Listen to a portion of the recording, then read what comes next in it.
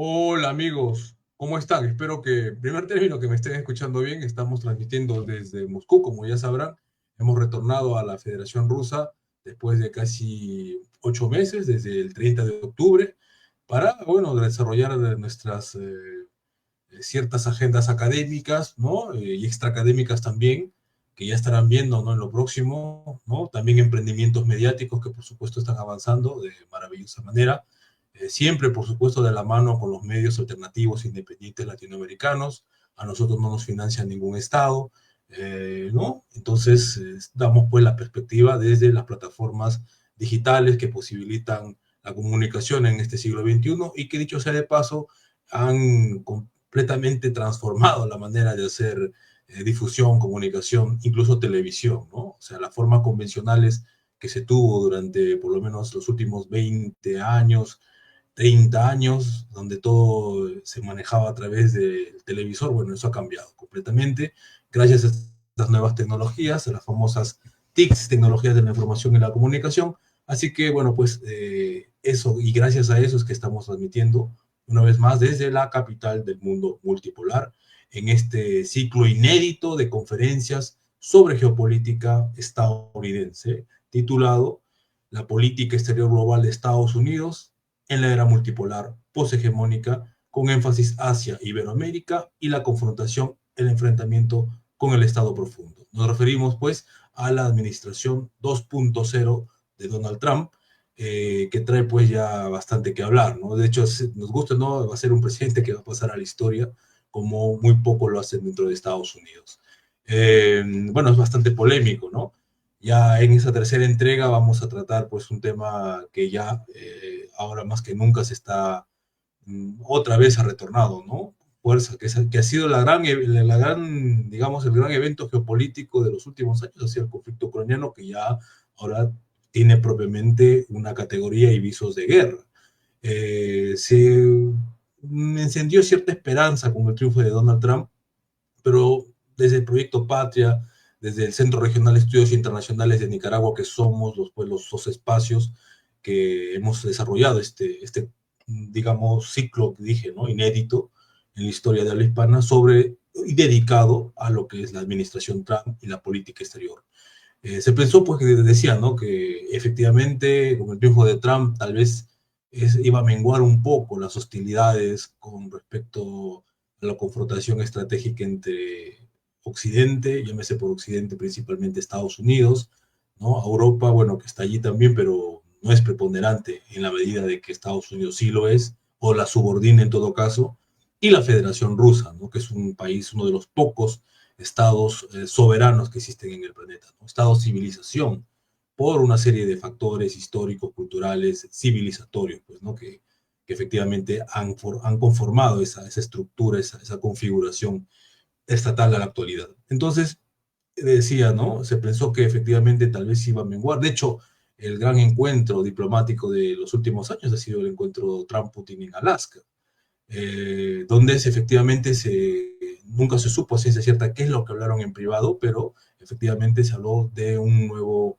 reparto del mundo, ¿no? Donde el tema ucraniano, por supuesto que era importante, pero había cosas de fondo más importantes. Al menos eso es lo que han especulado, siendo expertos, gente mucho más autorizada que uno para hablar de la materia. Pero sigue en la actualidad, sigue, ¿no? El conflicto no, la guerra propiamente dicho, entre pueblos que como alguna vez no, me comentó el invitado de que ustedes ya lo conocen, Cristian Lamesa, no solamente, no es que sean pueblos hermanos, que son lo mismo, y en efecto son lo mismo, Ucrania, Rusia, son pueblos que tienen prácticamente una misma historia en común, un mismo nacimiento, una misma trayectoria, una misma religión, prácticamente el mismo ADN, pero por vicisitudes de la historia, por la cizaña sembrada desde Occidente, ahora estamos viendo que existe pues propiamente una guerra civil, fratricida entre pueblos hermanos que tienen un nacimiento en común, como dije. Y para tratar este tema, que ya lo hemos abordado en profundidad en diversos emprendimientos que hemos tenido con nuestros hermanos también, por supuesto, de Argentina, Asia TV, mandamos un saludo a Ivonne Alves, a, por supuesto, el director y nuestro gran amigo y maestro también, Marcelo Ramírez, y a todos aquellos que han hecho posible que desde las plataformas alternativas estemos difundiendo justamente eso, ¿no? Otra versión alternativa a lo que los medios de comunicación occidentales, las universidades occidentales tienen dentro de sus esquemas, digamos, de narrativas, de currículas, etcétera, ¿no? Como dije al inicio, nosotros no nos financia un Estado, a nosotros no nos financia una empresa, ni mucho menos. Nosotros hacemos desde periodismo independiente hasta proyectos como en este caso académicos, ¿no? Intelectuales, alternativos, independientes. Y gracias a ustedes, el público, que siempre está haciéndonos llegar sus sugerencias, pues unos sus reconocimientos que agradecemos profundamente para poder seguir alimentando pues, ¿no? las plataformas digitales, en este caso la plataforma de Facebook, de YouTube, que hace posible pues, estos eventos, ¿no? Sin más dilación, sin más preámbulo, yo quiero, por supuesto, invitar al escenario, ¿no? A mi gran amigo, a un hermano latinoamericano, sudamericano, un gran analista internacional, geopolítico, fotógrafo también, escritor, por supuesto, y que siempre está muy, lo vemos en Rusia, no hemos tenido oportunidad de vernos últimamente con él, ¿no? Él estuvo no hace mucho acá en Moscú, haciendo lo que siempre hace, ¿no? Cada vez que invitan a Cristian a Moscú, yo le dije, arrasa como un huracán, porque está en una serie de eventos importantísimos, de altísimo nivel en materia académica, ¿no? Relaciones internacionales, diplomacia pública, y bueno, yo le doy la bienvenida, sin más dilación. Cristian, ¿cómo estás? Buenas tardes por allá. Carlos querido, ¿cómo El estás? audio, Un placer. Cristian. ¿No está funcionando el audio? Ahora sí, ahora sí. Ahí está. ¿Ahí me escuchas bien? Bueno, perfecto. Sí, Te decía, querido Carlos, que un placer estar con vos acá y también quiero hacer mías tus palabras, mandar ese enorme saludo a nuestros queridos amigos de Asia TV, a Marcelo Ramírez y a Ivonne, que tuve el placer el otro día estar ahí en Negocios Televisión con Marcelo ahí compartiendo una tertulia, así que eh, realmente mandarles un saludo enorme, bueno, al querido amigo Manuel Espinosa también, ahí en Nicaragua. Y yo acá en Argentina, de regreso, después de haber estado casi un mes allá en Moscú, y siempre es mi segunda casa, Moscú y cualquier lugar de Rusia, me siento en casa. Y la verdad que sí, con actividades súper interesantes, creo que como vos muy bien decís siempre, desde Moscú, la capital del mundo multipolar, y no solo es la capital del mundo multipolar, sino que es el lugar donde se gestan y se están realizando acciones que son vitales para, creo que como le dijo Xi Jinping al presidente Putin hace algún tiempo atrás, se están gestando y están sucediendo las cosas que van a ser las que forjen los próximos 200 años. Así que, bueno, vamos para adelante. Ujú. En efecto, comparto perfectamente ese diagnóstico, digamos, esa perspectiva. Y es que a veces, no sé, me da la impresión que mucha gente aún no es consciente, ¿no? del rol de Rusia en este momento histórico, ¿no? Tan clave. Doctor Manuel Espinosa, sus palabras, por favor, de bienvenida a nuestro invitado, nuestro hermano Cristian Lamesa. Bueno, nosotros, como siempre, alegre de estar al lado trabajando con Cristian, sin duda alguna, uno de los más destacados analistas contemporáneos de nuestro continente.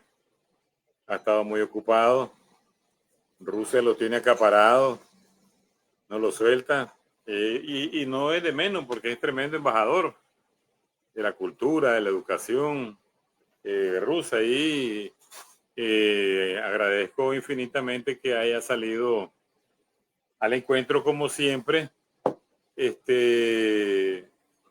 participar en este tercer encuentro de este curso sobre la política exterior global de la administración Trump 2.0.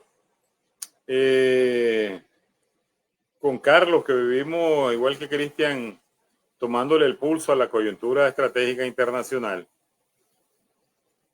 y en el pensum, en el programa académico que elaboramos con varios compañeros para este curso, cae justo a la medida la situación de las negociaciones entre los Estados Unidos y Rusia sobre el tema de Ucrania, sobre todo en estos días, en esta semana que termina.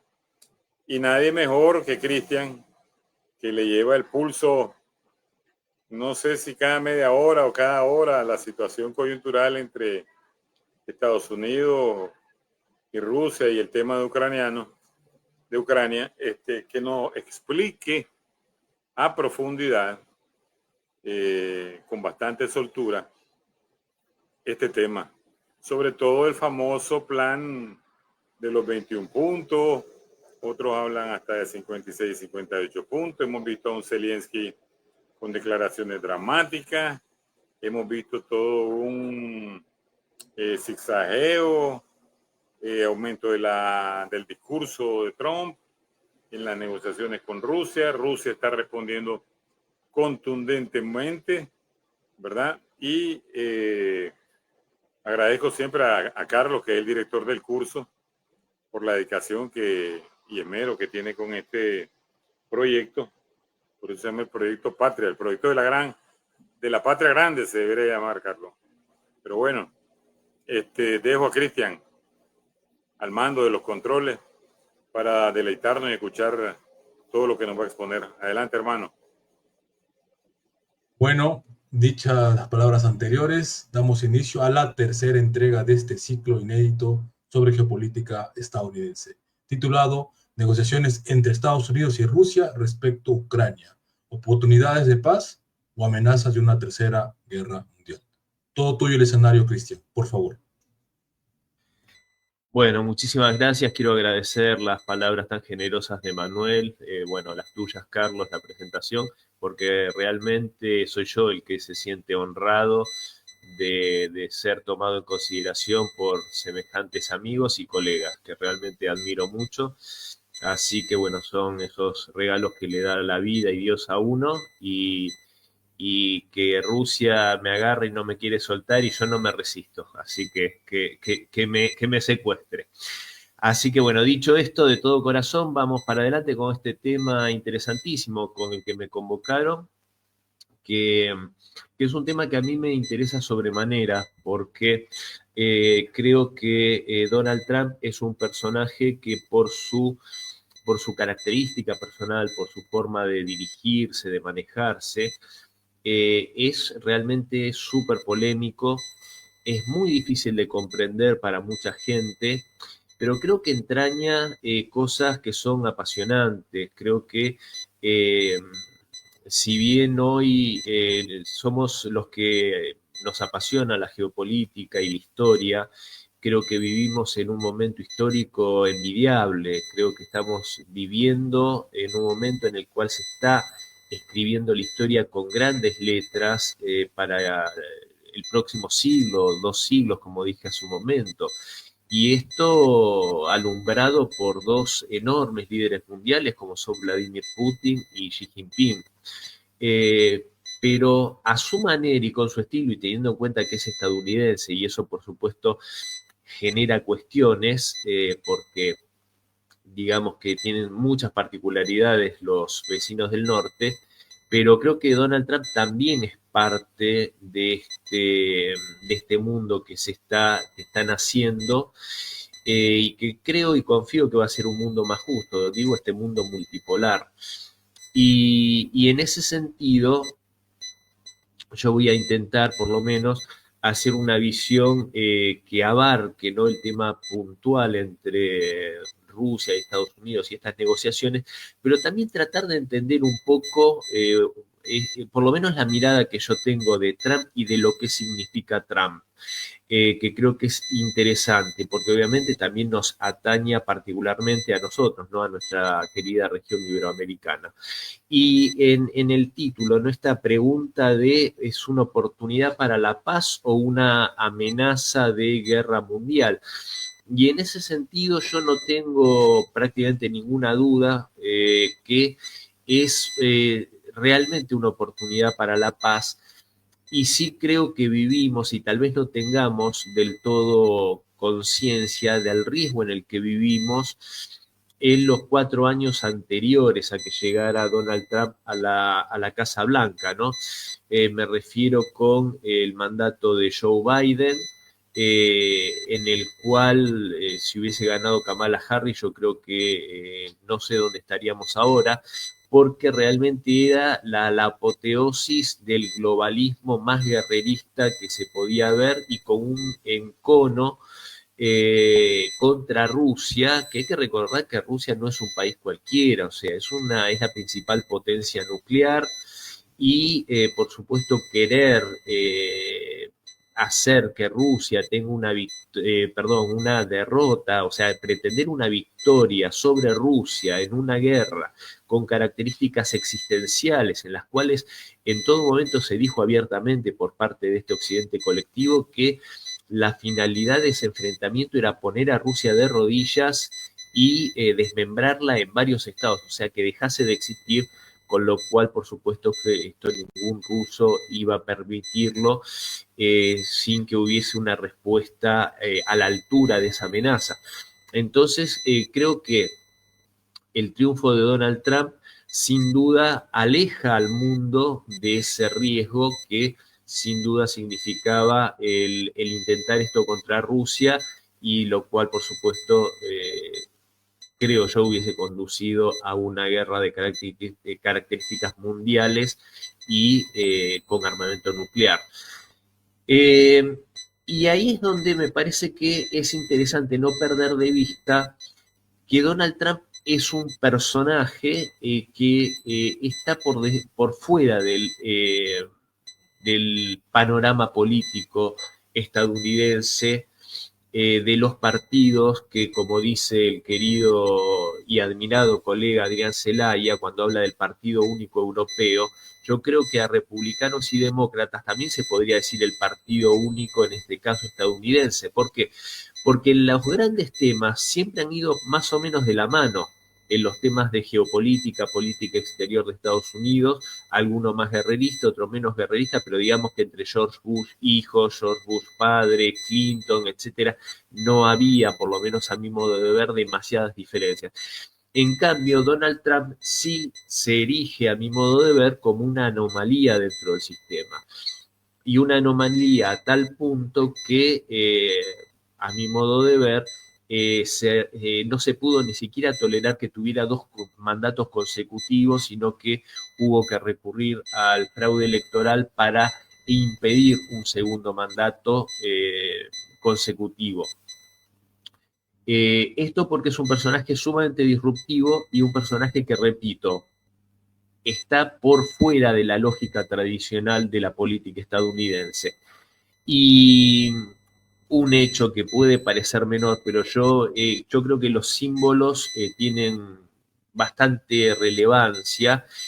Hace pocos días fueron los funerales de Dick Cheney, aquel ex vicepresidente muy influyente, vicepresidente de George Bush hijo, y no concurrió al funeral que se le brindó, un funeral de Estado.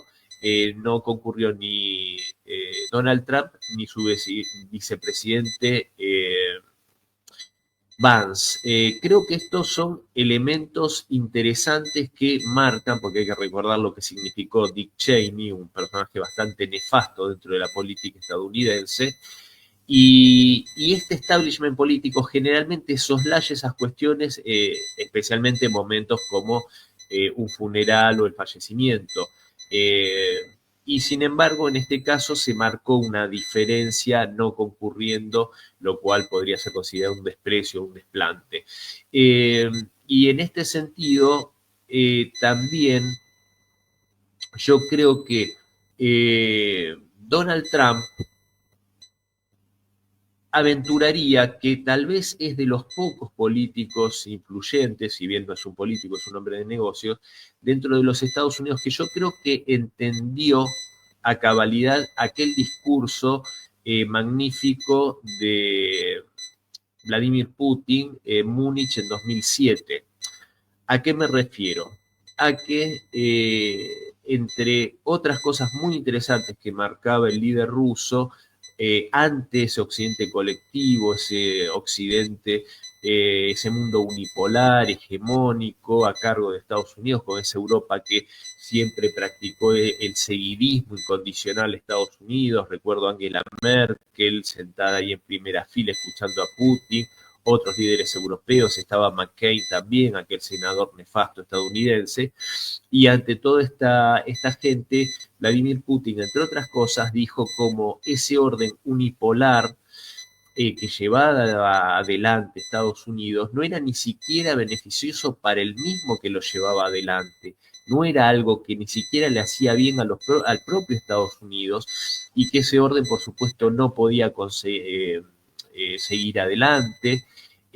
Obviamente el acoso a Rusia, el rodearlo a través de la OTAN, etcétera. ¿Y por qué marcó esto?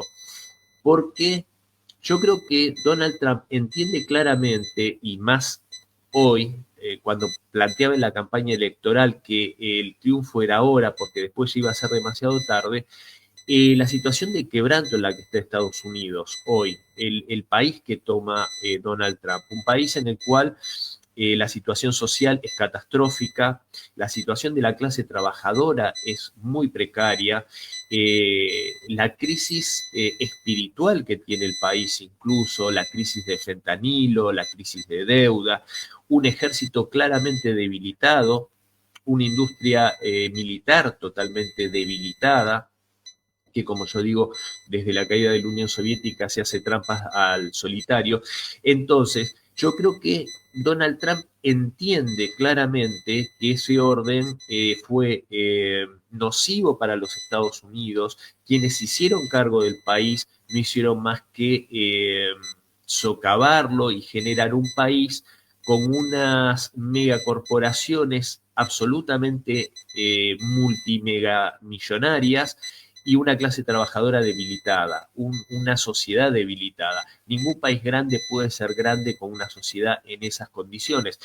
Entonces, yo creo que eso es lo que mueve a Donald Trump a entender dónde está la política que tiene que llevar adelante, si es como él dice, que quiere hacer grande a su país nuevamente y que es, como él también lo marca, un patriota.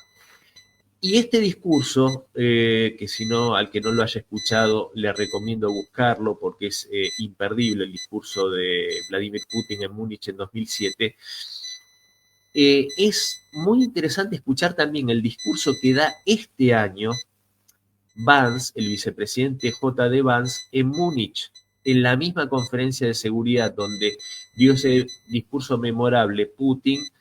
Este año Vance hace un discurso que dejó literalmente llorando a algunos líderes europeos. Bueno, el organizador, que es un alemán de este foro, si no me equivoco, hasta lloró con lágrimas, como muy desairado y dolido por lo que había dicho Vance, cuando lo que dijo Vance no era ni más ni menos que verdades sobre a dónde está conduciendo al mundo este globalismo financiero, este poder que trabaja a espaldas de las aspiraciones de sus pueblos, del interés de sus pueblos, y sí trabaja en favor de los intereses de esas corporaciones que, si vamos a analizarlo, esto es de hecho literal cuando vemos a Emmanuel Macron, que viene de la banca Rothschild. Vemos a Merz, el actual canciller alemán, que viene de BlackRock, y vemos a tantos importantes funcionarios europeos que vienen de fondos de inversión, etcétera,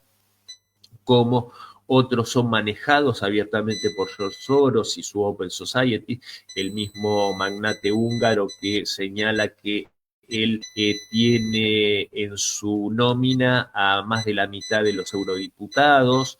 Entonces, cuando vemos esas similitudes entre el discurso de Vance, que obviamente no va a dar ese discurso si no está bendecido y autorizado por Trump, obviamente nos va marcando un poco el panorama hacia dónde se orientan estos líderes, ¿no?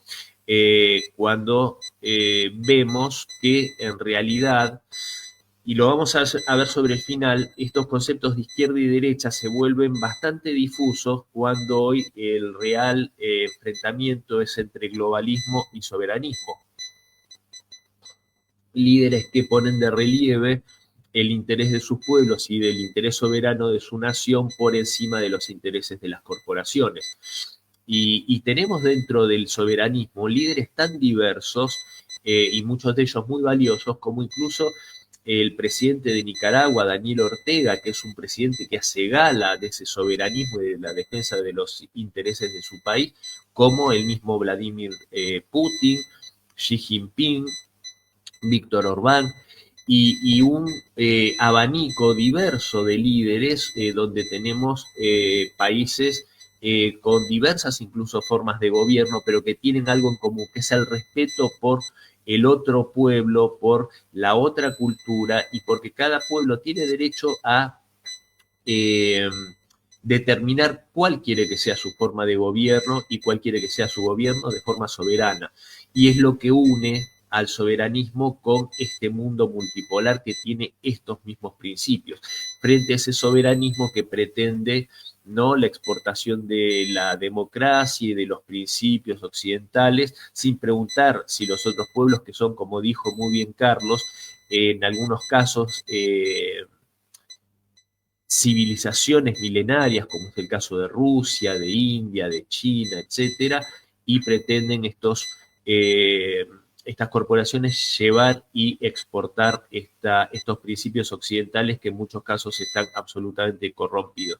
En ese sentido, yo creo que Donald Trump muestra en las negociaciones y en su forma de gobierno también el pragmatismo del CEO, el pragmatismo de ese empresario que se va acomodando a determinadas circunstancias, teniendo en claro sus objetivos y haciendo que ahí es donde hay que separar, creo yo claramente, lo que dice de lo que finalmente hace. Muchas veces con ese discurso grandilocuente, muchas veces desagradable, que puede tornarse agresivo incluso, pero que finalmente termina llevando a la práctica una realidad absolutamente distinta y donde, como lo vimos en su primer mandato, después de improperios varios, termina juntándose con el líder norcoreano y llegando a un entendimiento absoluto, donde al día de hoy es uno de los líderes de los que siempre tiene palabras halagüeñas, ¿no? Como lo hace con Xi Jinping y con Vladimir Putin.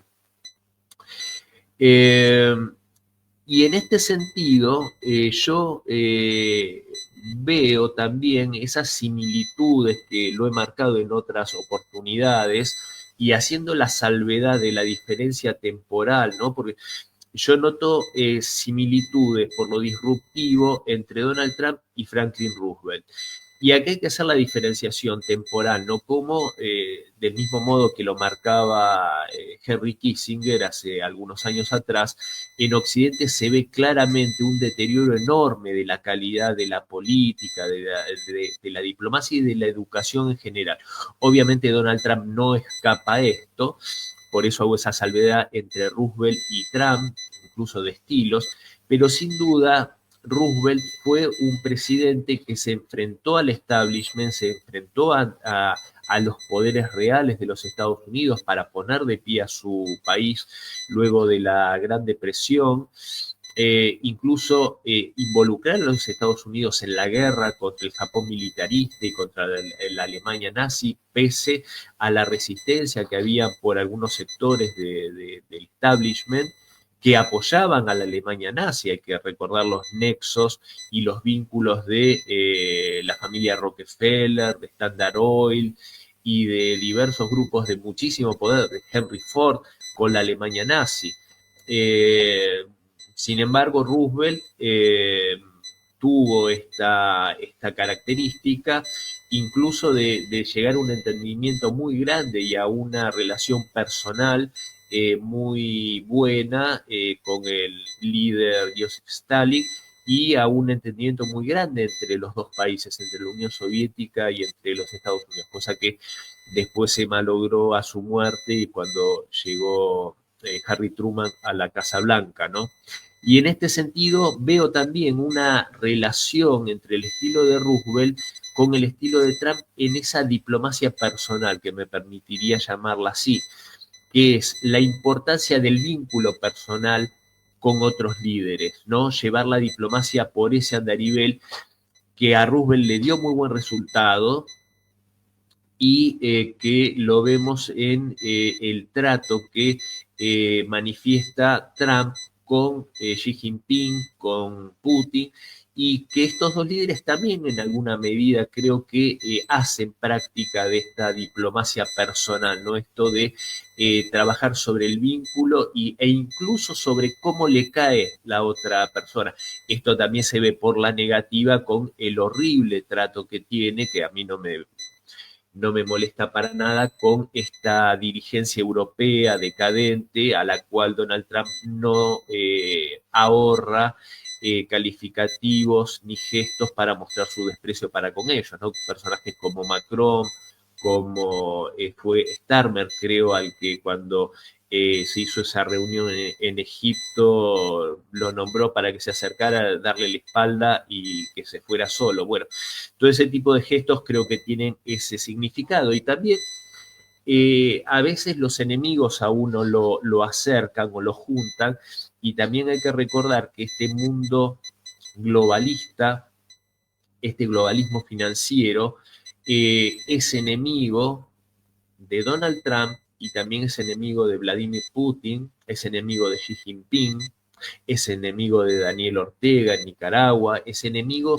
de todos los líderes soberanistas y si a mí me gusta caracterizar con George Soros, ¿no? Con ese personaje que creo que a cabalidad representa todo este mundo oscuro y nefasto, ¿no? De estas ONGs y de estos poderes corporativos. Y fíjense cómo a través de esas organizaciones no gubernamentales ha intentado incansablemente incluso socavar los sistemas políticos y la autoridad de los gobiernos de estos países que he nombrado, y cómo se han debido articular incluso legislaciones para controlar que estas organizaciones que son usadas como caballos de Troya no socaven justamente a estos gobiernos soberanistas que trabajan en interés de su pueblo. Lo hemos visto incluso en Nicaragua cómo se generaron protestas masivas, instrumentalizadas y llevadas adelante justamente por estas ONGs que eran mostradas como masivas, pero no eran tales, pero sí eran muy organizadas para justamente socavar al gobierno, en este caso puntual, del comandante Ortega. Y esta influencia, mejor dicho, este entendimiento con Putin, que yo no tengo demasiadas dudas, es más, yo creo que en Alaska uno de los temas que se deben haber hablado es los negocios en común que pueden hacer Rusia y Estados Unidos y muchos de estos 28 puntos que tanto resquemor han causado en Europa y en Ucrania en estos días. Y en este sentido, yo creo que de vuelta, ¿por qué creo que Donald Trump entiende que el futuro del mundo es multipolar? Que ya es multipolar. De hecho, y no creo que lo haya hecho por convencimiento propio, sino por una directiva de Donald Trump, hasta el mismísimo Marco Rubio hace algunos meses hizo una declaración pública en la cual refería que ya el mundo no era unipolar y que era una realidad que el mundo era multipolar. Y yo creo que una de las señales es que justamente lo que trata de hacer Donald Trump es introducir a este Estados Unidos maltrecho, al que me refería hace unos minutos, en este mundo multipolar como uno de los tres grandes polos, junto con Rusia y con China, garantizando la influencia de los Estados Unidos y, por supuesto, que Donald Trump, no tengo la más mínima duda, que va a tener la intención de sí pisar fuerte dentro de lo que él considera que es su zona de influencia, que por supuesto es sin lugar a dudas nuestra América, según su visión, por supuesto. Ahí después va a haber que ver cómo los líderes de nuestra región se posicionan frente a estas aspiraciones. Podemos tener una posición digna y soberana como es la de Nicaragua, la de Venezuela, la de Cuba, en la cual yo creo que no hay dudas que la pertenencia de estar dentro de lo que es el mundo multipolar, pero específicamente lo que es China y Rusia, más que lo que es Estados Unidos, y otros gobiernos como el de mi país, desgraciadamente, que va a estar desde una forma incondicional, por lo menos el gobierno actual, del lado de todo lo que sean las pretensiones de Estados Unidos, cuando hoy para nuestra región creo que es un momento paradójicamente ideal porque yo creo que Estados Unidos no tiene la capacidad de imponerse como lo hacía antes y hoy, por decirlo de algún modo mercantilista, la oferta es mucho mayor y nuestros países pueden tener de dónde elegir con quién o con qué socios estar e incluso sin tener la necesidad de estar atado a uno solo, porque de hecho Rusia y China nunca le pidió exclusividad a nadie ni le dicen de quién tiene que ser amigo o no. Entonces esto por supuesto acota muchísimo más el margen de maniobra de Estados Unidos, más allá de alguna muestra de músculo militar que pretende hacer en el Caribe Sur, que a mi modo de ver no es más que eso, no es más que una muestra de músculo militar que no va a llegar más allá de eso mismo. Entonces, esto explica, por supuesto, el hecho de sí, esas declaraciones, incluso en el primer momento, incluso antes de llegar a la presidencia, después de haber sido electo, cuando hablaba de Groenlandia, de Canadá, de México, del Canal de Panamá, etcétera. Ahí vemos claramente cómo marca su territorio y al mismo tiempo vemos cómo, por ejemplo, desde la Casa Blanca, las provocaciones hacia China disminuyeron de una forma radical, cuando desde la administración Biden eran prácticamente cotidianas esas provocaciones, incluso recordemos la visita de Nancy Pelosi a Taiwán, que escaló de una manera exponencial como una, repito, provocación a Beijing. No hemos vuelto a ver situaciones de ese tipo en la administración de Trump y vemos cómo, más allá de cuestiones que muchas veces, como lo dijo el canciller Sergei Lavrov, lo que dice Trump hay que tomarlo en consideración dependiendo y tomando en cuenta las presiones internas y externas a las que está sometido, esto lo dijo Sergei Lavrov, entonces yo creo que muchas veces dice algo para contener a esos sectores guerreristas dentro de lo que es el Partido Republicano, que Donald Trump sigue siendo minoría dentro del Partido Republicano, y también dentro de esos guerreristas europeos que de no ser contenidos, a veces con alguna declaración como más provocativa contra Rusia, no sabemos si no hubiesen llegado a enviarle esos misiles Taurus alemanes a Ucrania, lo cual hubiese escalado muchísimo más en un ataque directo con ese material bélico contra ciudades rusas. Tal vez hoy la situación sería bastante más grave. Entonces, ya para ir cerrando, yo creo que este enfrentamiento, esta división hoy es entre globalismo y soberanismo. Los enemigos de Rusia y de China son los mismos enemigos que tiene Donald Trump, lo cual los acerca, más allá de que también creo que estos mandatarios reivindican los valores tradicionales de cada uno de sus pueblos, los valores tradicionales de Rusia, en muchos sentidos son parecidos a los de China, en otros pueden variar, lo mismo que con Estados Unidos, pero sí sin duda son valores que tienen que ver con la esencia de estos pueblos y no con lo que se trata de exportar desde otros lugares y desde otras ideologías, como también para graficarlo claramente, lo que vimos que parecerían querer imponerle a toda la humanidad, que es desde este globalismo lo que vimos en la inauguración de los Juegos Olímpicos de París el año pasado, si no me equivoco. También hay que recordar que este tipo de ideología globalista, que a veces se disfraza de cierto progresismo, yo recuerdo que acá en Argentina había muchos sectores progresistas que parecían sentirse muchísimo más cómodos y a gusto con Biden que con Trump o con Kamala Harris, sin tomar en cuenta que esta gente lo que estaba proponiendo abiertamente era una guerra mundial de características nucleares.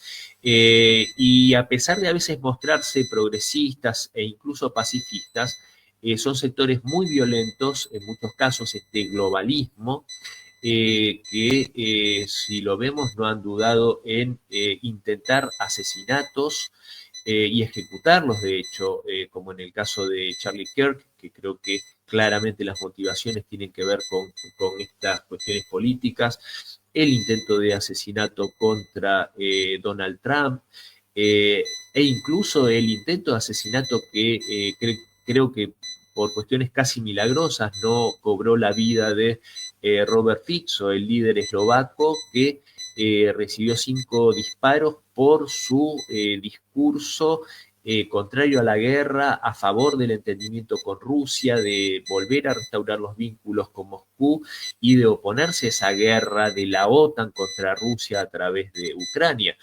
Entonces, de vuelta, más motivos para que estos líderes, yo creo que tengan un diálogo franco y sincero entre sí y un acercamiento hacia la paz. Si nos remontamos históricamente, incluso Rusia y Estados Unidos son socios naturales prácticamente. Rusia estuvo, el imperio ruso estuvo apoyando la independencia de los Estados Unidos en los albores del nacimiento de esta nación. También fue vital el apoyo del imperio ruso al presidente Lincoln para el triunfo en la guerra civil estadounidense, cuando Francia y el Reino Unido, esa filosofía histórica de divide y reinarás, apoyaban al bando confederado, porque ya la Unión Americana se veía como un futuro competidor, como una potencia mundial que iba a competir la hegemonía que ejercía en ese momento el Reino Unido. Y repito, fue el Imperio Ruso el que apoyó abiertamente, con recursos e incluso con su flota, al gobierno de Abraham Lincoln. Y también, nunca me canso de repetirlo, en declaraciones públicas, el que fue el embajador de los Estados Unidos en la Unión Soviética entre el año 36 y el 38 del siglo XX, antes de la Segunda Guerra Mundial, Joseph Davis, que era un íntimo amigo de Franklin Roosevelt, el prólogo de la película Misión a Moscú, que está basada en el libro de su autoría, con sus experiencias en Moscú, él dijo claramente que si la Alemania nazi hubiese triunfado sobre la Unión Soviética, él no tenía ninguna duda de que tarde o temprano incluso los Estados Unidos hubiesen sido dominados por la Alemania nazi, por el Japón militarista. Por lo tanto, Estados Unidos le debía su libertad y su democracia a la Unión Soviética. Esto, repito, lo dijo Joseph Davis, quien fue el embajador de Estados Unidos en la Unión Soviética. Entonces, lo que se da ahora, al contrario, sería lo lógico, más allá del enfrentamiento que en la Guerra Fría tenía más que ver con los intereses anglosajones e incluso del Reino Unido, que con una relación natural de amistad entre Estados Unidos y Rusia. Y para cerrar, yo creo que estos 28 puntos de los que se hablaron tanto en estos últimos 2 días, no tengo demasiadas dudas de que muchos de ellos han sido conversados, ya sea en Alaska o entre Steve Witkoff, que es colaborador cercano de Donald Trump y que creo que ha sido un sincero puente de diálogo entre el Kremlin y la Casa Blanca, y el otro colaborador cercano de Vladimir Putin, Kirill Dmitriev. Y yo creo que desgraciadamente no se ha escuchado antes, porque estas propuestas muy similares son las que prácticamente al inicio del mandato de Donald Trump también propuso Steve Witkoff, y fueron rechazados abiertamente por el régimen neonazi de Ucrania y por sus patrocinadores europeos. ¿Cuántas cientos de miles de vidas se hubiesen salvado, especialmente vidas ucranianas de jóvenes que fueron llevados al frente de batalla por la fuerza, por el régimen de Kiev, si se hubiesen tomado en cuenta estas propuestas que no tenían ni más ni menos que ver con la realidad en el campo de batalla? Una guerra que claramente Rusia está ganando, una guerra de desgaste, y que tienen que admitirlo Ucrania y Europa, que esta guerra la han perdido. La han perdido Estados Unidos, el Estados Unidos globalista de Biden, que fue el que provocó esta guerra, que cuando Donald Trump dice que esta no es su guerra, esto es cierto y es falso al mismo tiempo, aunque parezca una paradoja, porque esta guerra sí la comenzó Estados Unidos, sí la comenzó la Casa Blanca, con el mandato de Biden e incluso con el mandato de Obama, con Biden como vicepresidente, cuando hacen el golpe de Estado contra Yanukovych. Pero también es cierto que no es el Estados Unidos de Donald Trump, porque sí creo que mientras que entre gobiernos demócratas y republicanos hubo una continuidad en la política exterior, sí, en este caso, este Estados Unidos no es el Estados Unidos de Biden, es otra cosa, es esa anomalía de la que hablaba al principio. Entonces, esta guerra sí que la han perdido estos globalistas. Y más allá de que obviamente estos puntos habrá que ver si Rusia concuerda en todos ellos o hay que modificar algún otro, hay que ver si las presiones con el tema de la enorme corrupción de ese régimen mafioso que es el de Ucrania, se le permite una salida manteniendo sus bienes mal habidos a Zelensky y eso lleva a la presión a que firme. Esto también hay que ver si en definitiva es válido que esto lo firme Zelensky o si después lo va a tener que corroborar el gobierno que surja a los 100 días, que es otro punto de estos 28 que tiene que llamarse elecciones en 100 días en Ucrania. Entonces, bueno, habrá que ver. Lo que sí, sinceramente yo no tengo demasiadas dudas y esto lo sostengo y ningún elemento me ha llevado a pensar lo contrario, incluso desde antes del triunfo de Donald Trump, y creo que la paciencia estratégica de Rusia también fue abonada por la posibilidad de que Donald Trump llegase a la Casa Blanca, porque creo que era claro que podía haber un claro entendimiento entre Trump y Putin y no así con estos guerreristas demócratas. Para cerrar, creo que pasó algo muy interesante en las últimas horas, que fue el encuentro entre el flamante alcalde electo de la ciudad de Nueva York, Mamdani, y Donald Trump en el Salón Oval. Yo creo que este encuentro sorprendió a muchos por el tenor amistoso del diálogo, de la charla que tuvieron después ante la prensa, incluso con bromas entre sí, cuando Donald Trump le dijo, cuando le preguntaron si mantenía Mamdani el calificativo de fascista para con Donald Trump, y Donald Trump le dijo, sí, decí que soy fascista, es mucho más fácil responderlo así, no pasa nada, no importa. ¿Y por qué lo destaco? Porque con el triunfo de Mamdani, muchos progresistas de nuestra región estaban muy felices por el simple hecho de todo lo que se mostraba respecto de Mamdani en cuanto al ideológico, los calificativos siempre desmesurados de Trump, por supuesto, diciendo que era un comunista, etcétera, como si ser comunista fuese algo malo, pero bueno, ese es otro tema. Y hoy, en estos días, cuando fue ayer fue la reunión esta, Donald Trump en un momento dijo que sin duda él creía que iba a ser un muy buen gobierno, Mamdani, y que iba a sorprender a muchos conservadores neoyorquinos e incluso a muchos liberales. Y yo creo que en esas palabras es muy interesante. Incluso Mamdani dijo que en muchos recorridos, hablando con el electorado neoyorquino, muchos votantes de Trump le decían que lo iban a votar a él, como si no fuese un contrasentido. Y en ese sentido, a mí me llevaba, siendo que Mamdani es un se autocalifica como un socialista democrático, y Donald Trump lo ha calificado de comunista, y Donald Trump, por supuesto que sabemos, es un conservador. Y yo creo que eso deja más que de relieve, marcando los puntos que los llevaba a la coincidencia entre ellos dos, que decían que era el trabajar por el bien del pueblo de Nueva York y de Estados Unidos. Y yo creo que ahí es donde se encuentra esto de lo que yo hablaba antes del soberanismo, ¿no?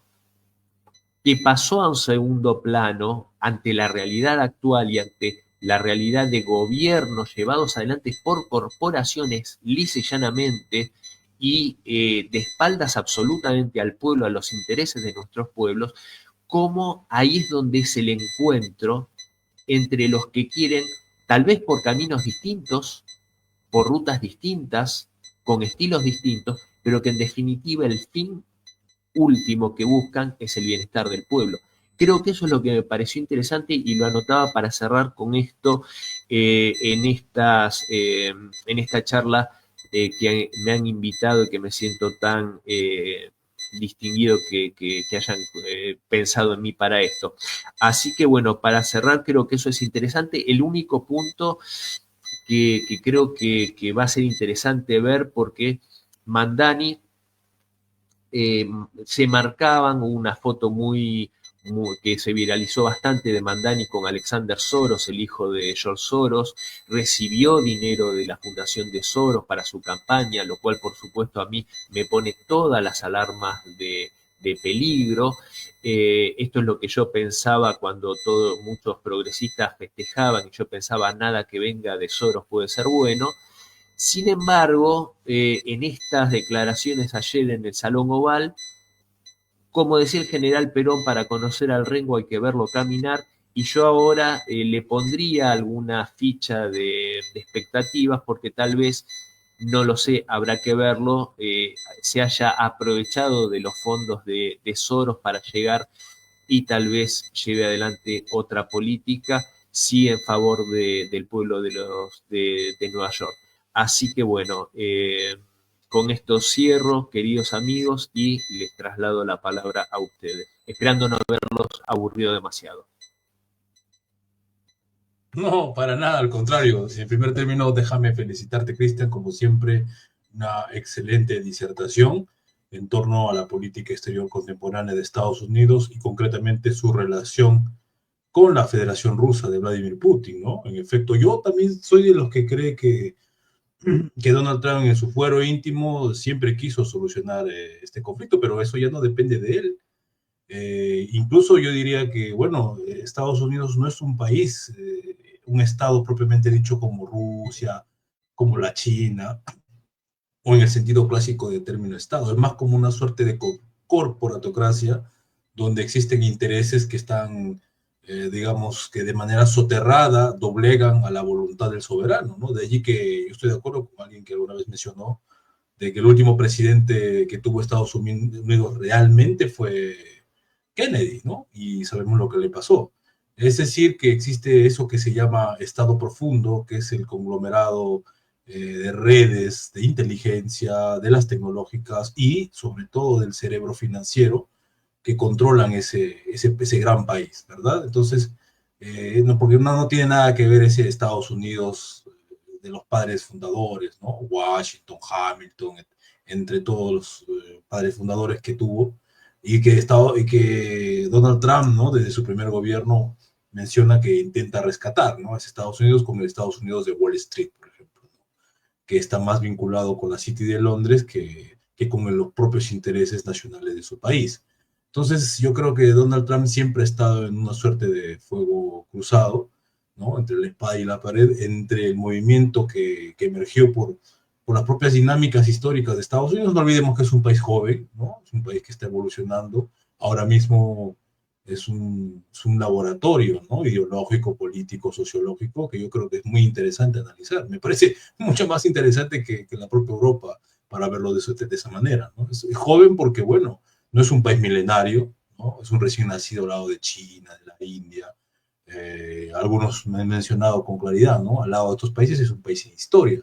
Sin embargo, en 200 años logró ser la superpotencia global. Bueno, ya no lo es como lo fue en su momento, ¿no? En un mundo multipolar ya no puede haber una sola potencia que diga, que dictamine cómo tiene que hacerse las relaciones internacionales, la política exterior. Y también hemos mencionado, ¿no?, el título de este ciclo de conferencias, ¿no? Poshegemónico, en el sentido de que la hegemonía es sinónimo de algo, de orden, y lo que menos existe actualmente es orden. No hay un ente que haga valer el derecho internacional, que ya prácticamente ha caído totalmente en saco roto, ¿no? O sea, ¿quién va ahora puede fiarse del derecho internacional con lo que se está viendo? Ahora Donald Trump está inaugurando una nueva fase de realismo político en las relaciones internacionales, donde las desavenencias se arreglan personalmente, ¿no? Tenemos problemas con Rusia, bueno, vamos a hablar con Putin, que venga Putin. Tenemos problemas con tal cual otro país, vamos a hacerlo de la misma manera. Y eso es lo que se está viendo, ¿no? Ese es el nuevo formato de relaciones internacionales que, muy al pesar, como bien dijiste, ¿no?, de los globalistas, se terminó, ¿no? Su juego se acabó y ahora viene un mundo de liderazgos fuertes, de países comprometidos o de líderes de países que están comprometidos con los intereses de sus poblaciones, de su nación y de su futuro, ¿no? Que ya no pasa por organismos internacionales, veamos a la ONU, ¿no?, que está ahí, sigue existiendo, pero ahora no hay más, no hay un momento en la historia, creo, desde su fundación hasta la actualidad, que haya pasado por semejante irrelevancia como estamos viendo actualmente, ¿no? Entonces, definitivamente, ¿no?, lo que dije al inicio, estamos viendo un presidente sui generis, un presidente que más absolutamente polémico, nos puede gustar o no puede gustar, pero definitivamente ha marcado una época de Estados Unidos y con ello también del mundo. Doctor Manuel Espinosa. Sí, nuevamente agradecido con la disertación que nos acaba de entregar Cristian. Parece que ha sido un recorrido muy extenso y que nos viene a poner un sinnúmero de puntos clave que nos ayudan a entender el tema que ha ocupado toda esta semana los medios analíticos principales internacionales, como es el plan de paz de la administración Trump. Es interesante ver de la forma como Cristian ha tratado el factor de desbalance que vienen sufriendo los norteamericanos y tratan de crear una simetría con actores como Rusia, ¿verdad? Ya no estamos en los 90, donde la implosión y la caída del sistema socialista y la Unión Soviética es un hecho, si no vemos a una Rusia resurgente. Los puntos de presión que tiene a lo interno Trump, tanto político, económico, la élite de poder anglosajona, americana, el mismo perfil de Trump, la economía norteamericana bastante degradada, que demanda acciones políticas también, y que de una u otra manera pues trata, como decía Cristian, de crear una presión sobre Rusia. También mirábamos al inicio cómo Trump viene modificando sus posiciones hacia un formato mayor de fuerza. Sí, ya lo hemos visto en otros tiempos, ya nosotros lo conocemos. El famoso submarino Ohio, tenemos los mejores cohetes nucleares del mundo, llaman de 4 para que se escondan en un lugar cercano a Rusia. Pero también porque está muy presionado, pues. El mismo Estado Profundo, el lobby israelí, lo que tiene con China, formación de nuevos centros económicos dentro de ese nuevo orden internacional que se está gestando. Y como bien nos decía Cristian, la situación del gobierno ucraniano es lamentable. Dice un analista que necesitan 1.000 millones para poder arrancar. ¿Quién les va a dar esa plata? Si Trump quiere lo máximo optimizar, hacer de América grande otra vez. Y en general lo que necesitan no son 1.000 millones, es 1.000 billones. Ya en términos rusos eso es 100 miliardos. Es una barbaridad, pues. ¿Aguantará eso la economía norteamericana? Están urgidos por salir, sin embargo, me llama la atención, no solo que de dónde los van a sacar, los europeos no tienen tanto. Con el plan de Trump están asustados, como lo está Ucrania, ¿verdad? Hay puntos ahí muy interesantes. O buscar la paz o continuar con la testarudez de la OTAN de amenazar, seguir amenazando a Rusia, ¿verdad? Entonces, me llama la atención el encabezado de un programa hoy que es de la parte nuestra, que decía que están entregando Ucrania por Venezuela, cosa que es inadmisible, ¿verdad? Esa es la primera pregunta para Cristian. ¿Qué te parece eso, Cristian? ¿Rusia juega esos juegos?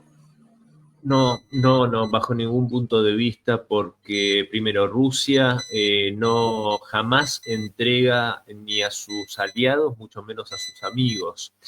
Y, o sea, si hay un país, yo a China la tengo en gran consideración y el presidente Xi Jinping es un líder formidable. Pero yo creo que los chinos buscan socios, quieren socios, quieren hacer negocios, estar en paz y crecer mutuamente. O sea, la prosperidad compartida de la que habla Xi Jinping, que me parece un concepto revolucionario en el mejor de los sentidos.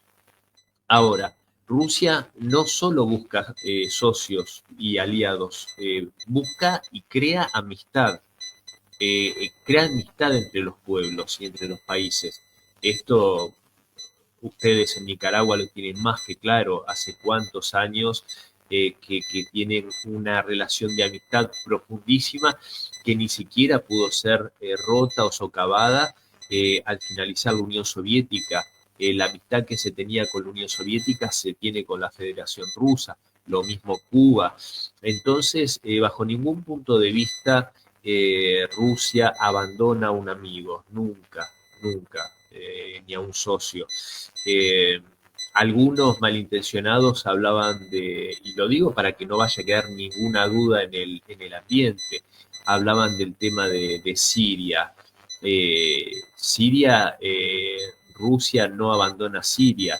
Siria llega un momento que no se quiere defender más, los mandos militares no muestran voluntad de combate, hay una traición interna y Rusia puede acompañarte, pero no va a luchar incluso no va a luchar la guerra por vos y vos no querés luchar.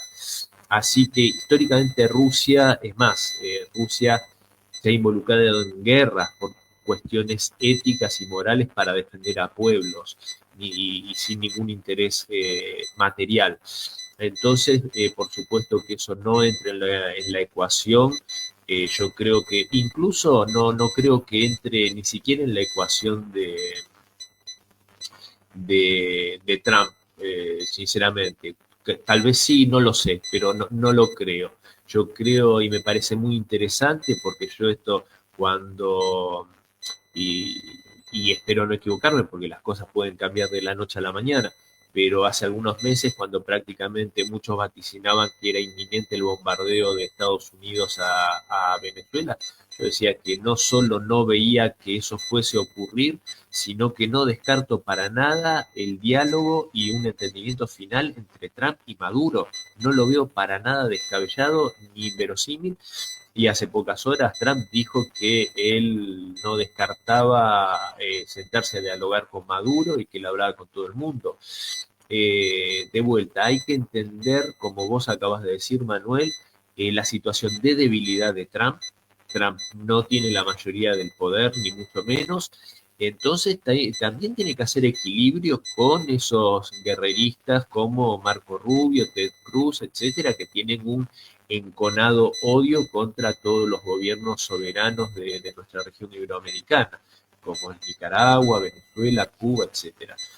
Pero no creo que bajo ningún punto de vista Venezuela sea un tema de cambio con Ucrania. Yo creo que más bien eso lo dicen sectores interesados de la prensa para generar o intentar por lo menos sembrar cizaña y malponer, ¿no? Tal vez al gobierno de Maduro con Putin, cosa que no va a suceder, porque también eso, y con esto cierro, Manuel, esta respuesta, ¿no?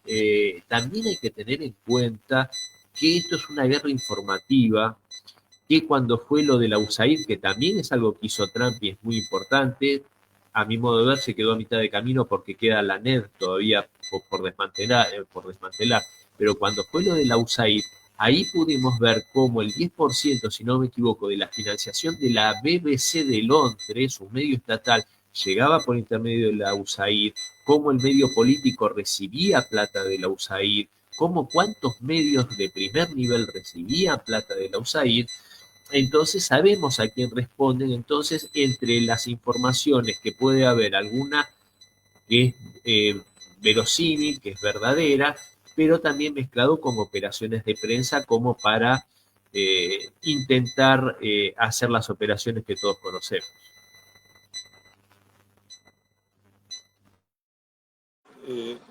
Excelente, Cristian, gracias. Y también una segunda pregunta. Hablamos sobre el endurecimiento del discurso, ¿verdad? Hace poco Trump mandó a sancionar a dos grandes empresas energéticas rusas, Rosneft y Lukoil, y Rusia rápidamente respondió, ¿verdad? Este tipo de acciones que en la política exterior norteamericana se conocen como zigzag, con este plan que acaban de presentar, que a Zelensky y a su gobierno corrupto, como bien lo ha señalado, no le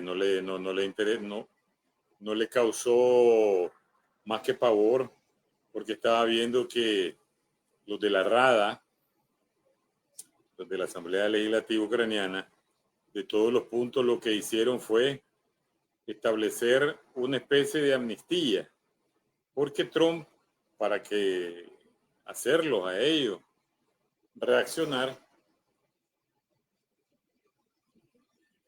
les mandó entre los puntos, entre el plan está realizar una auditoría después de la guerra de todos los recursos económicos entregados al gobierno corrupto de Zelensky. Y fue lo que más les interesó a ellos. Establecieron como respuesta a la amnistía. No les interesó la cesión de territorio, no les interesó el tema de Crimea, porque cada quien ahí quiere quedarse con los tantos millones que han robado, saqueado al pobre pueblo de Ucrania con tanta sangre que lo han hecho derramar. Quieren la impunidad. Pero entonces, ahí vemos una especie de endurecimiento de acciones y nos lleva a la pregunta, y queremos transmitírtela, ¿qué tipos de acciones entonces van a hacer? Saliendo del plano europeo, si vemos que trasladan un portaaviones de Europa al plano del Caribe, ¿van a ser contra Venezuela? ¿Va a ser más contra Colombia? ¿Va a ser más contra México? ¿Va a ser más contra Nicaragua, Cuba? ¿Y qué tipo de acciones van ellos a utilizar para presionar no a estos gobiernos, sino a Rusia a ceder ante lo que vos decías? Rusia nunca entrega a un aliado.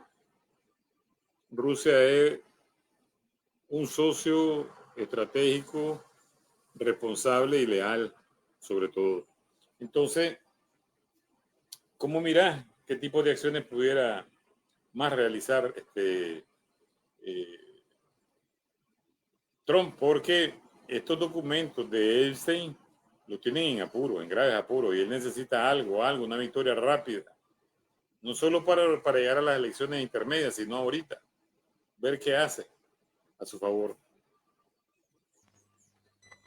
Sí, es muy, muy interesante todo el abanico que abrís con esto.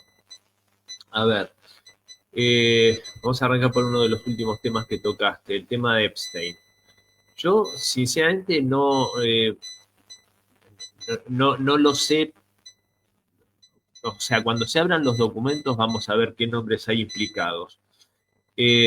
Yo no creo, sinceramente, que esté directamente implicado Donald Trump.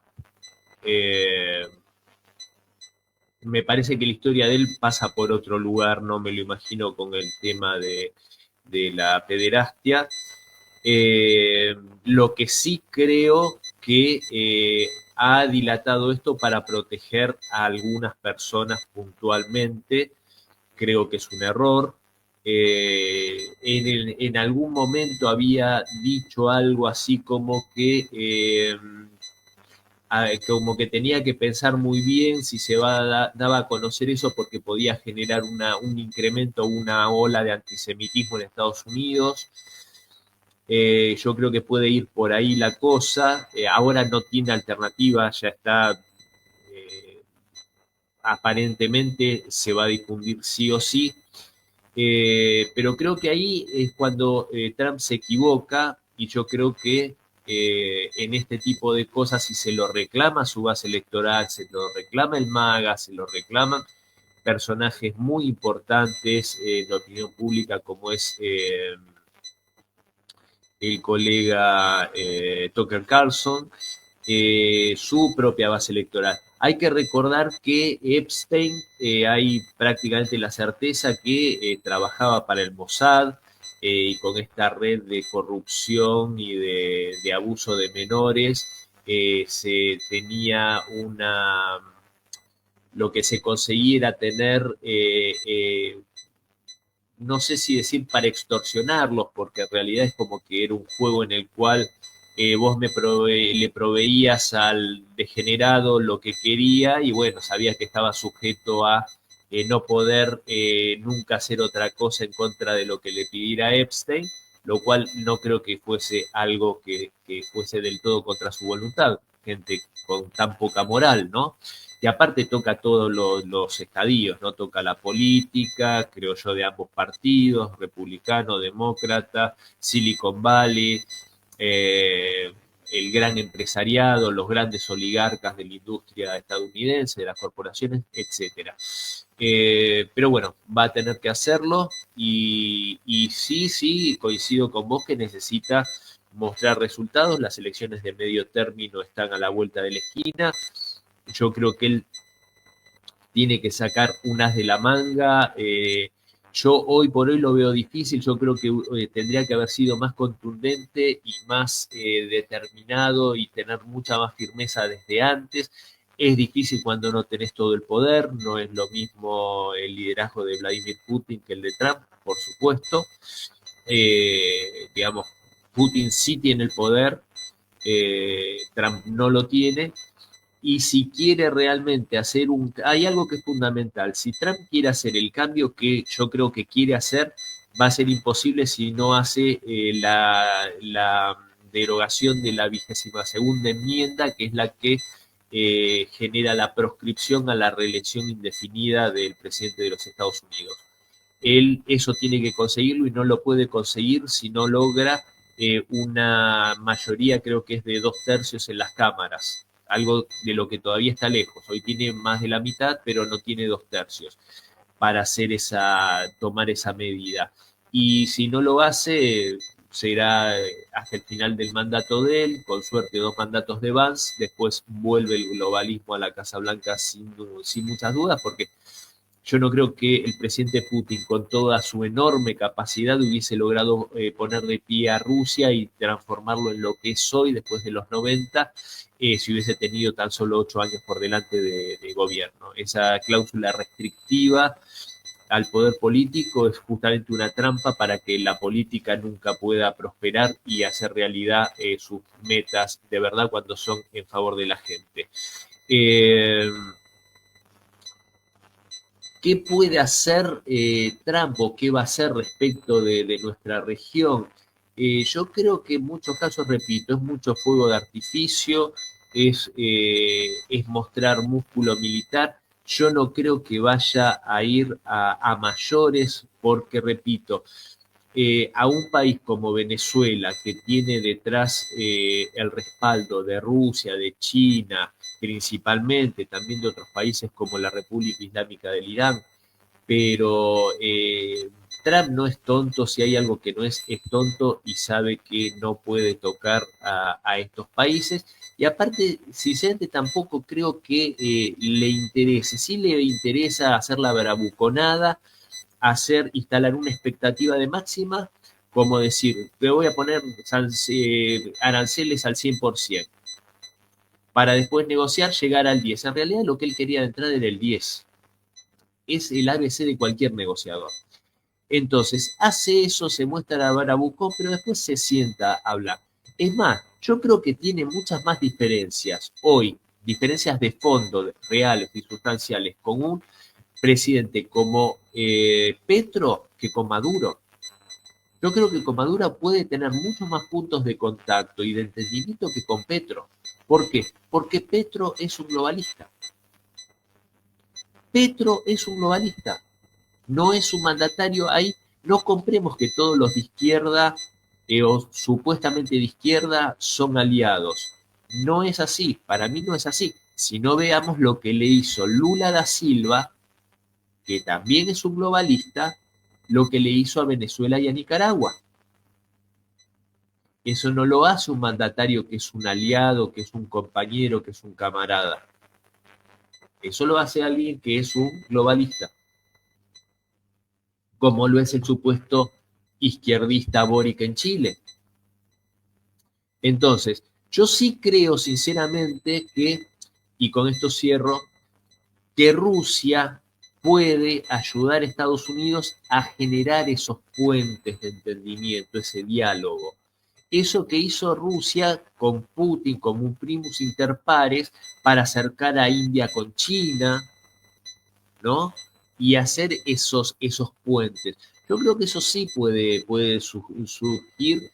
Y aparte porque Trump también sabe que si finalmente hace estos puentes de sociedad y de amistad con Rusia, también va a tener a un socio y a un amigo leal en Rusia, que no lo va a traicionar. Entonces, yo creo que va a ir más que nada por ahí la cuestión. Y con esto cierro de verdad. Y que es esta cláusula que vos nombrabas y que es sumamente importante y pocos han hablado de ella, la de, por eso la verdad, vos sos quien sos, Manuel, y un clarificado analista de la geopolítica. Ese punto yo creo que Trump lo puso a propósito para presionar a la corrupta política ucraniana. Y como vos muy bien decís, lo primero en lo que se fijaron y que saca Trump es eso. ¿Y por qué lo saca? Yo ahí es cuando vos fijate que yo vuelvo a creer más en la sinceridad de las palabras de Trump cuando dice que no quiere que muera más gente en Ucrania y la gente que está muriendo, porque vos fijate que es como decir, está bien, llévate todo lo que robaste, pero firma la paz, que termine esto. Yo creo que eso es valioso. Y yo también creo que si a Rusia le dan a elegir, también el presidente Putin va a elegir, está bien que se lleven el dinero mal habido, pero que podamos terminar con este derramamiento de sangre inútil de un pueblo que es, como dijo Carlos al principio, que una vez lo charlamos, son tres pueblos que son la misma cosa: Bielorrusia, Rusia y Ucrania. Gracias, Cristian. Yo solo quiero hacer dos anuncios. Primero, presentar, se me ha olvidado en otro programa, la edición especial para América Latina que nos dio la editorial española del libro del maestro Alexander Dugin, Fundamentos de la Geopolítica. Todo es gracias a nuestro hermano Enrique Refollo. Aquí están tus prólogos, Cristian, aquí están los de Carlos, de Refollo, de todos los 66 también expositores que participaron en el curso en casi un año y pico que lo tuvimos. Tengo entendido que ya se va a reproducir en Perú, Proyecto Patria. Entonces también gracias al esfuerzo de Hacia TV, Proyecto Patria, CRE y todos nosotros. Y se va a comenzar a reproducir en esos países.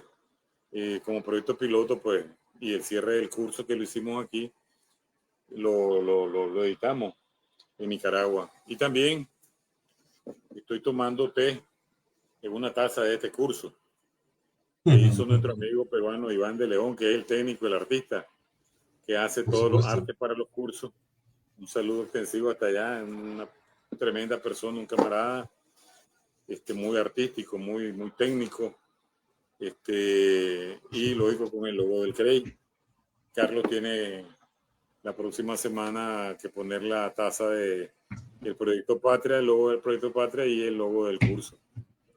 Gracias, Cristian. Bueno. Un gran abrazo, siempre agradecido, aprendiendo, y siempre con los mejores deseos, que coseches los mejores éxitos, que son bien merecidos. Gracias, Manuel. Muchísimas gracias. Bueno, muchísimas gracias a ambos.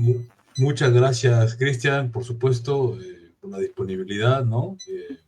Ha sido siempre como un placer tenerte en una charla que es como que la que habitualmente siempre tenemos en las veces que nos hemos encontrado en vivo, ¿no? Espero con mucha ansiedad volver a verte acá en Moscú, echarte un abrazo y por supuesto, ahora no estás, pero te lo envío a la distancia, a través de la virtualidad. Así que estamos en contacto y por supuesto te estaremos convocando para próximas disertaciones y próximos proyectos, desde luego, ¿no? Bueno, amigos, esta ha sido la tercera entrega de este ciclo inédito de conferencias sobre geopolítica actual estadounidense, la política exterior global de Estados Unidos en la era multipolar post-hegemónica, con énfasis en Iberoamérica y la confrontación con el Estado profundo, ¿no? En esta ocasión hemos tenido un experto de talla internacional, no solamente en los libros, sino también, pues, es un conocedor profundo del mundo ruso, así que es alguien que, como ustedes han visto y notan, bastante conocedor de estas dinámicas, con conocimiento justamente de causa, ¿no? A profundidad, y que, bueno, le agradecemos su disponibilidad. Muchas gracias, Cristian, doctor Espinosa, y hasta la próxima. Estén atentos a la próxima entrega, la cuarta entrega, que no se preocupen, no van a ser 60 entregas. Esta vez hemos decidido que tiene que ser, ya lo verán, menos de 20. Así que tienen que estar atentos. Un fuerte abrazo a todos y hasta la próxima. Nos vemos.